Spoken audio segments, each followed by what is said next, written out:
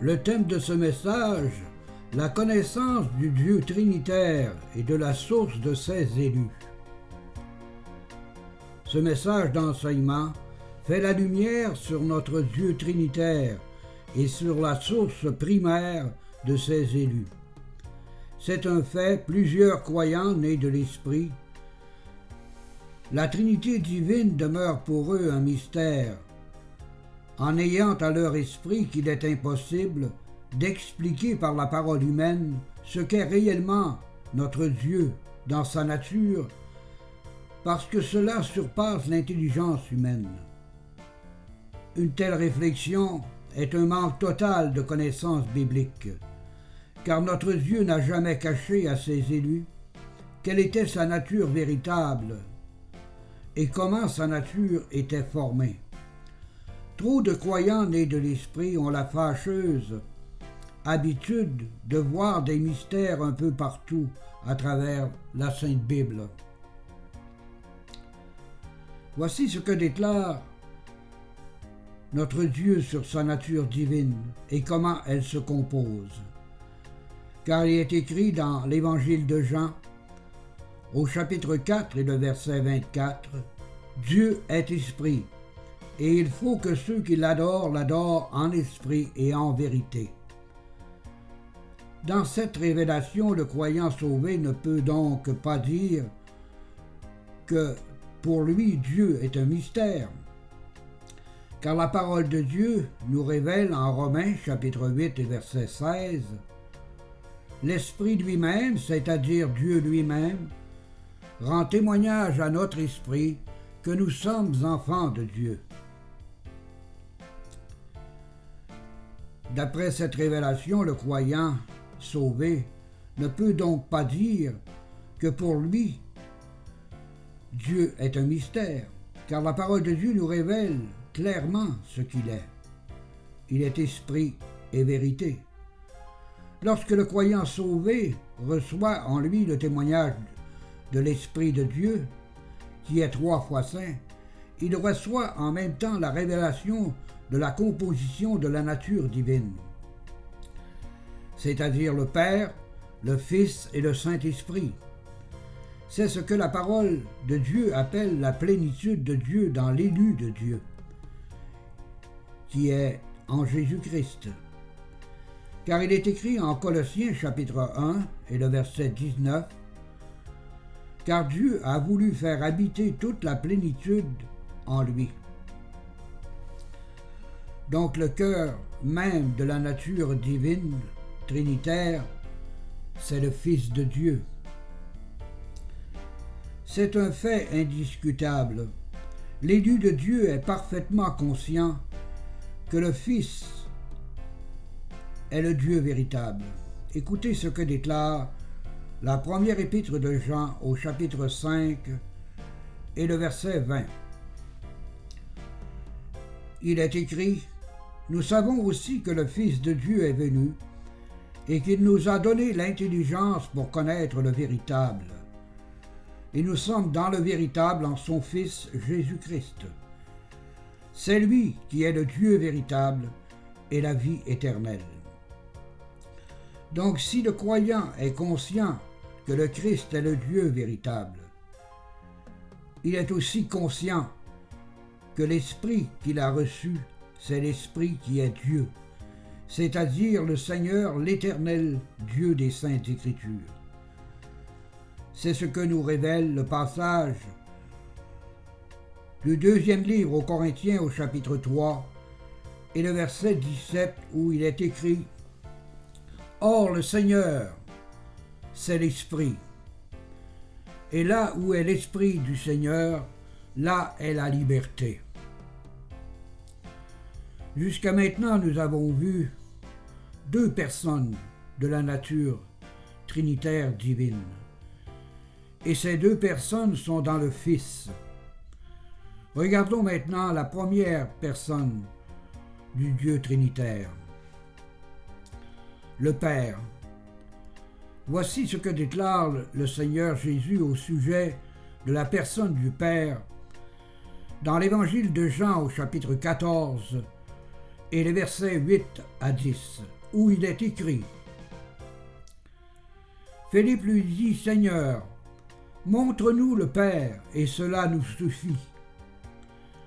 Et le verset 9, Jésus lui dit: Il y a si longtemps que je suis avec vous, et tu ne m'as pas connu, Philippe.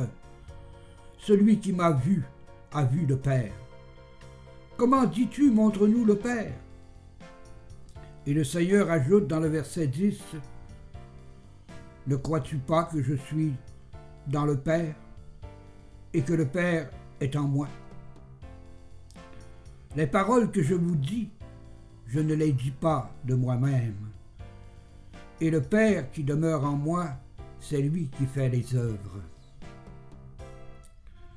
Donc Jésus-Christ déclare ouvertement qu'il est le Père, et qu'il est dans le Père, et que le Père est en lui. D'après les passages bibliques que nous avons vus, il ne fait aucun doute que notre Dieu trinitaire n'est pas un mystère. Car nous pouvons, par les Saintes Écritures, donner une explication très précise de ce qu'est notre Dieu trinitaire. Et également donner une explication très compréhensive de la composition de sa nature divine. Bref, le Père, le Fils et le Saint-Esprit forment un seul Dieu, qui est esprit et vérité, et notre Dieu s'est présenté aux hommes en la personne du Fils, qui est le seul Dieu véritable.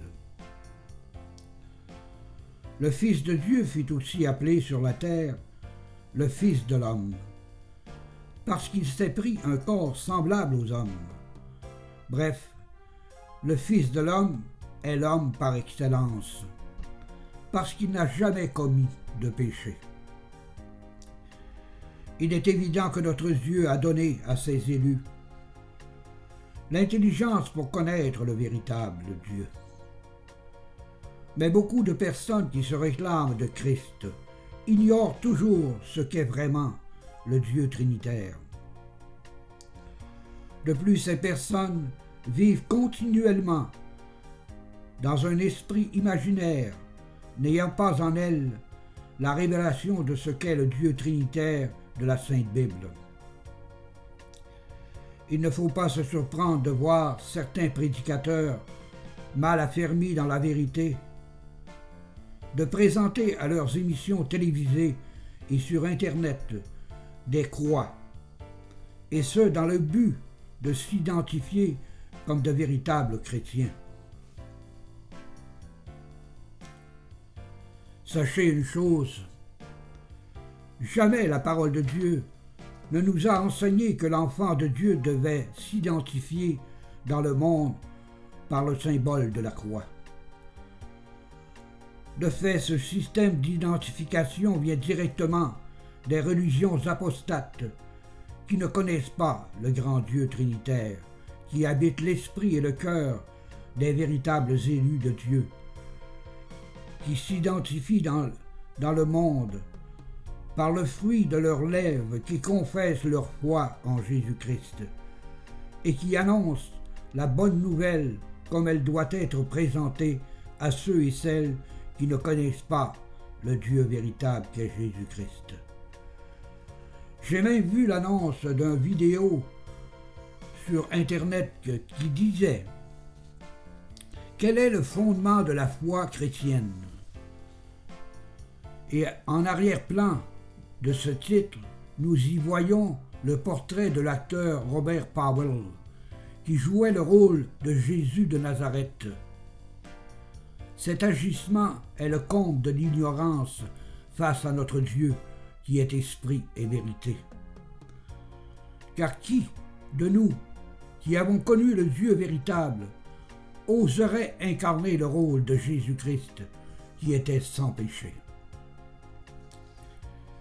Il est évident que l'élu de Dieu n'a pas besoin de représentation visuelle pour alimenter sa foi en Jésus-Christ, car c'est l'Esprit de la grâce qui lui a accordé le moyen de la foi, qui est transmise une fois pour toutes à tous les saints élus en Jésus-Christ, selon l'Épître de Jude au chapitre 1 et le verset 3.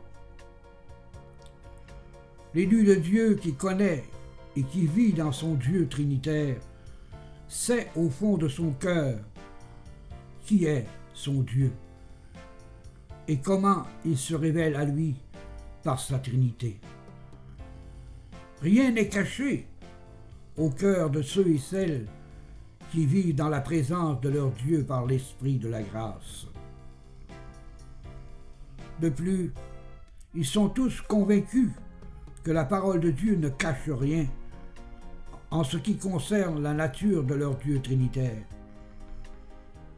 Car la parole de Dieu est limpide, puissante, et elle brille dans l'esprit du croyant en renouvelant son intelligence dans les pensées réelles de leur Maître et Seigneur de leur vie, Jésus-Christ.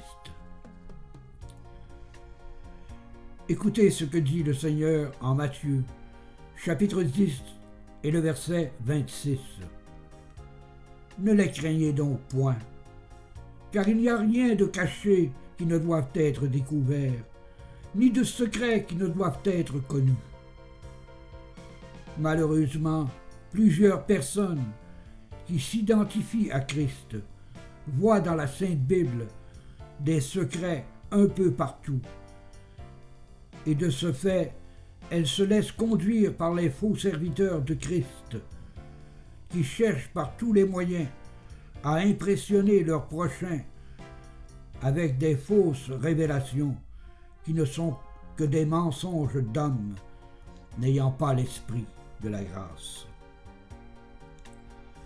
Regardons maintenant la source primaire des élus de Dieu. Et vous allez constater que l'élu de Dieu a le même cheminement terrestre que le Fils de Dieu, appelé aussi le Fils de l'homme. Comme le Christ devait naître dans une chair pour nous apporter la parole du Père et accomplir l'œuvre parfaite de sa rédemption pour sauver ses frères d'adoption. Dieu a aussi envoyé ses élus sur la terre dans une chair mortelle pour qu'il soit glorifié étant dans son Fils par l'Esprit de sa grâce. Le croyant sauvé doit comprendre par le Saint-Esprit qu'il n'est pas devenu un élu de Dieu lorsqu'il a reçu le témoignage du Saint-Esprit lors de sa nouvelle naissance en Christ. De fait, comme le Fils de Dieu était dans l'esprit du Dieu trinitaire avant la création du monde, il faut réaliser que les élus de Dieu étaient aussi dans le Dieu trinitaire avant la fondation du monde. Car il est écrit en Éphésiens chapitre 1 et le verset 4, « En lui, Dieu nous a élus avant la fondation du monde, pour que nous soyons saints et irréprochables devant lui. » Plusieurs croyants s'imaginent que leur vie chrétienne doit être améliorée par leurs bonnes œuvres, et ils oublient que ce que Dieu a déclaré est saint est de ce fait irréprochable à ses yeux 3 fois saint. Écoutez ce que déclare la deuxième épître à Timothée au chapitre 1 et le verset 9. Il est écrit, « Qui nous a sauvés et nous a adressé une sainte vocation, non à cause de nos œuvres, mais selon son propre dessein, et selon sa grâce qui nous a été donnée en Jésus-Christ avant les temps éternels. » C'est un fait biblique, indiscutable. Les élus de Dieu sont sortis directement du Dieu trinitaire.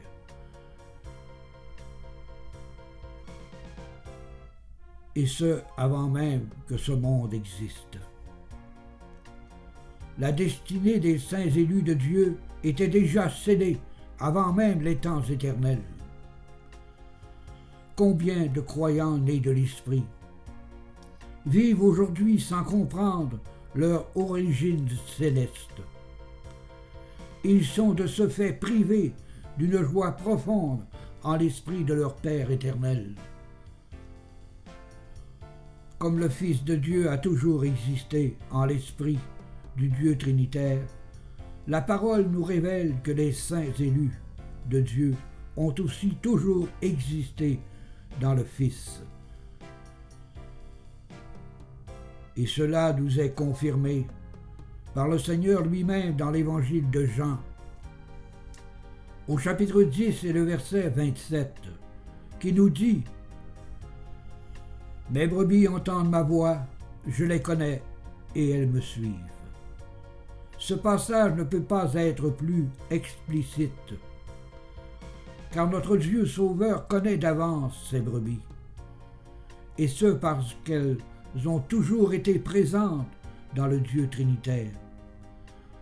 Nous savons tous que le Fils de Dieu n'était pas de ce monde, et nous devons être conscients, en tant que croyants sauvés, que les saints élus de Dieu ne le sont pas non plus.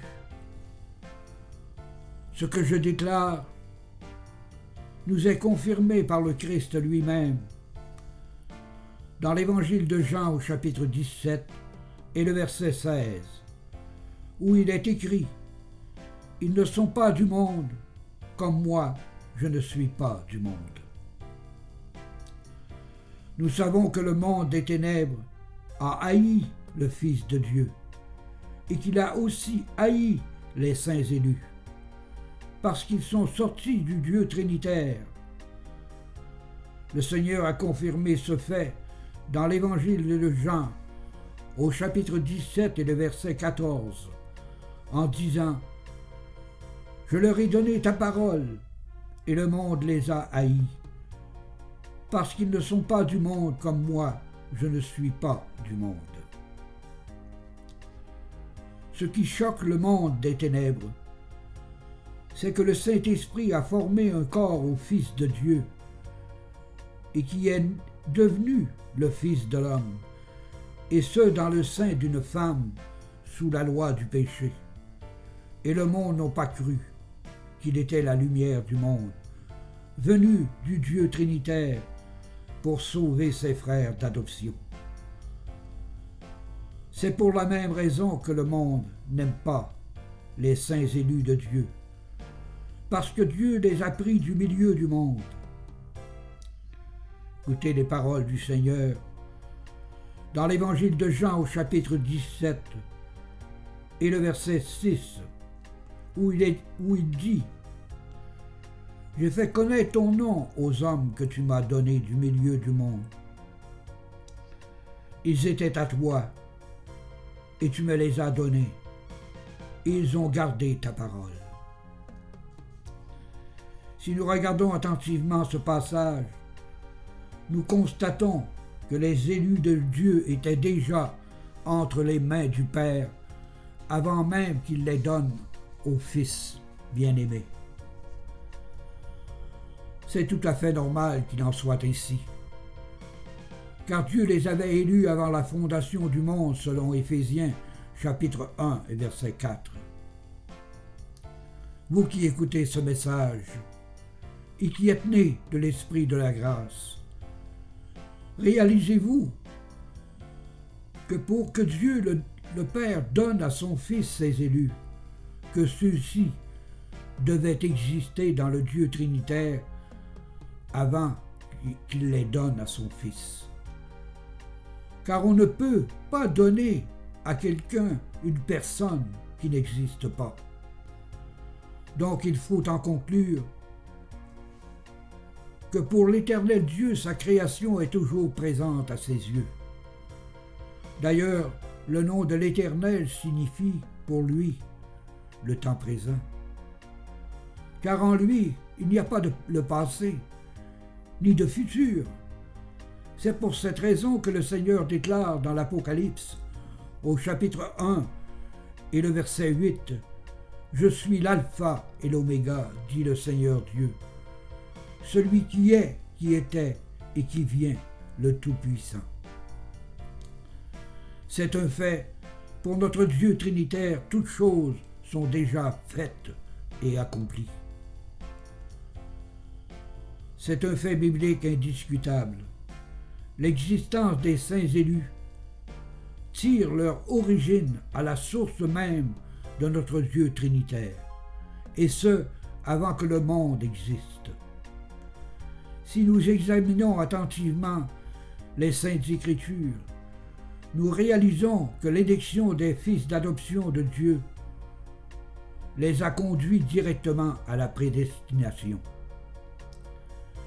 Si vous voulez bien, nous allons approfondir le passage de l'Épître aux Romains au chapitre 8 et le verset 30, où il est écrit « Et ceux qu'il a prédestinés, il les a aussi appelés ».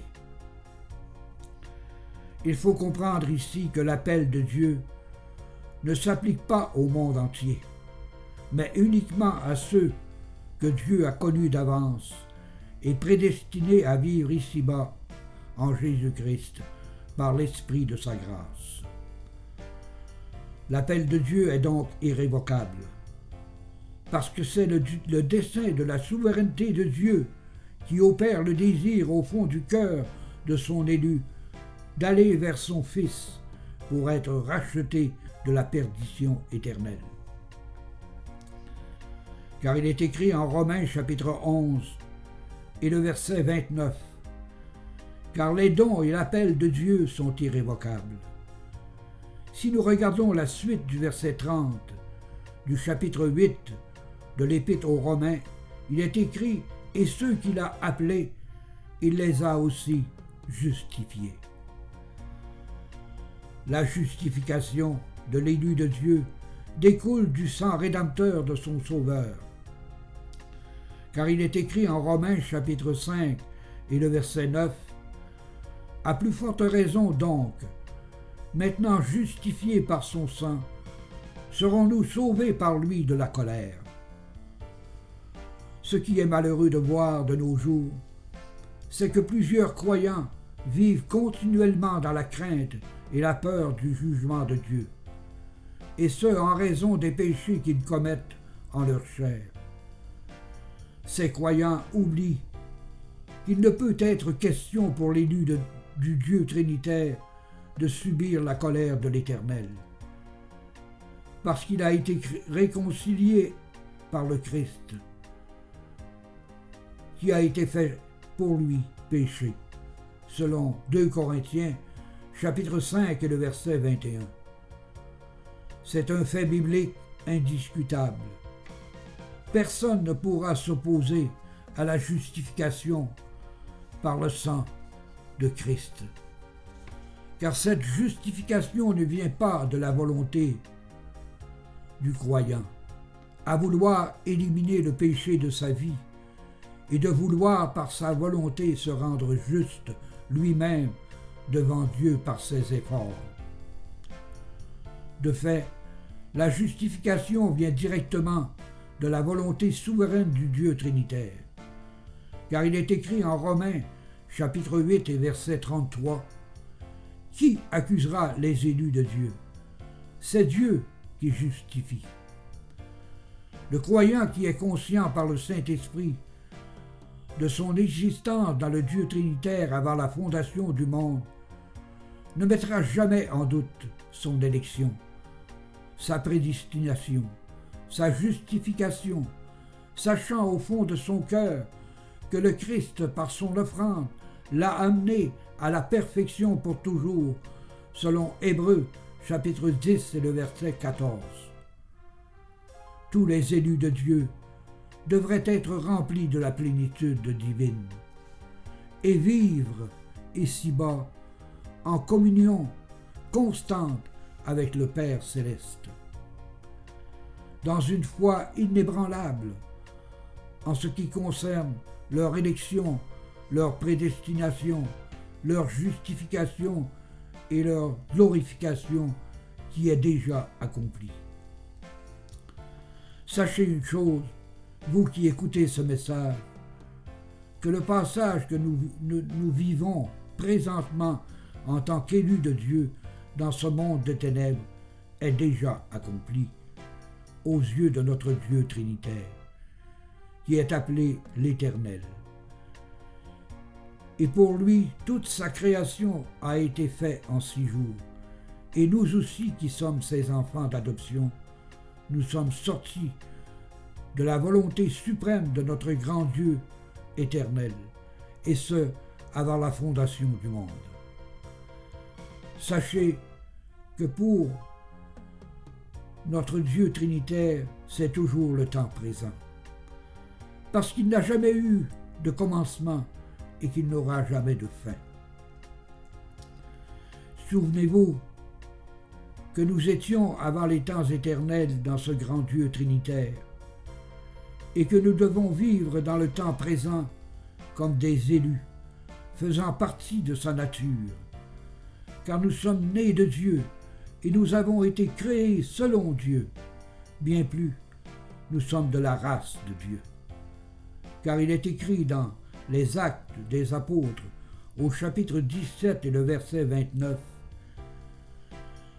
Ainsi donc, étant de la race de Dieu, nous ne devons pas croire que la divinité soit semblable à de l'or, à de l'argent ou de la pierre sculptée par l'art et l'industrie de l'homme.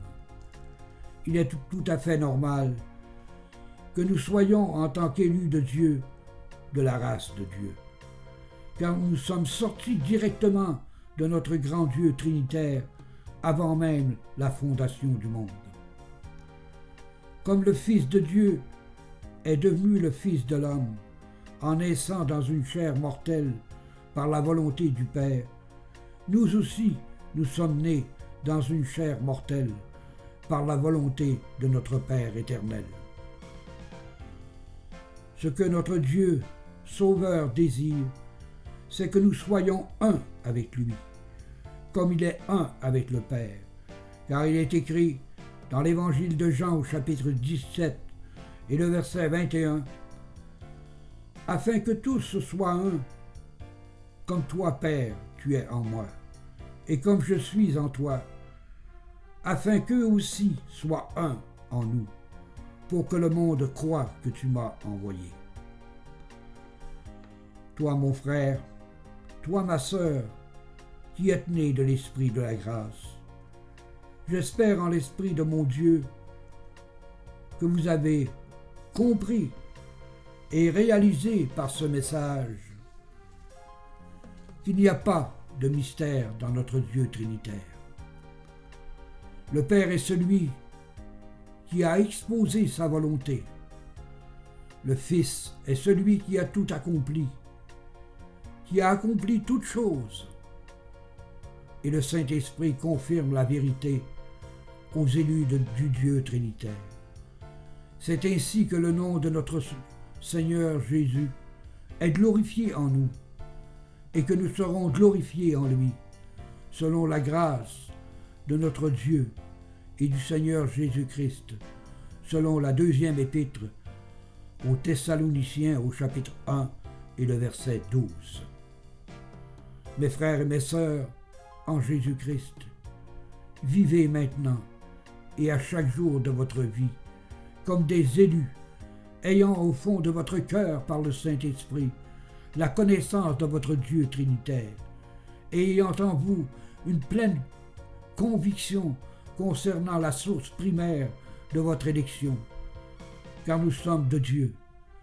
Dieu est avec nous et nous serons avec lui par l'Éternel, qui est déjà en nous par l'Esprit de celui qui nous conduira dans la félicité en présence de la gloire de notre Père céleste et par la puissance de notre Seigneur Jésus-Christ.